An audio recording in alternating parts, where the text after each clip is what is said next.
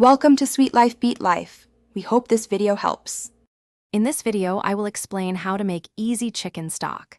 This method is incredibly straightforward, allowing you to create a deeply flavorful base for soups, sauces, and more right in your own kitchen.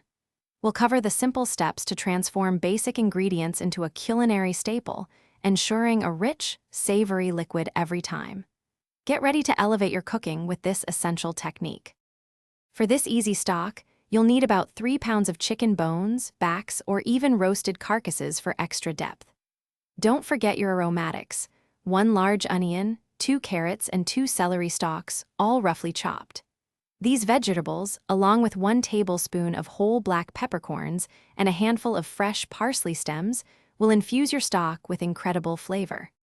Combine all your chicken bones and vegetables in a large pot, then cover everything with cold water, ensuring it's about 2 inches above the ingredients. Slowly bring this mixture to a gentle simmer over medium heat. Once simmering, reduce the heat to low and let it cook for at least 4 hours or up to 6 hours. Remember to skim off any foam or impurities that rise to the surface.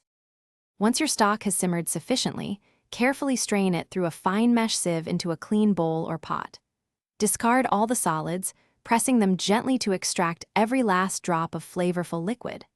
Allow the stock to cool completely at room temperature before transferring it to airtight containers.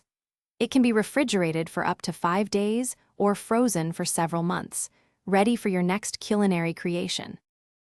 Thanks for watching. Consider subscribing if we helped you.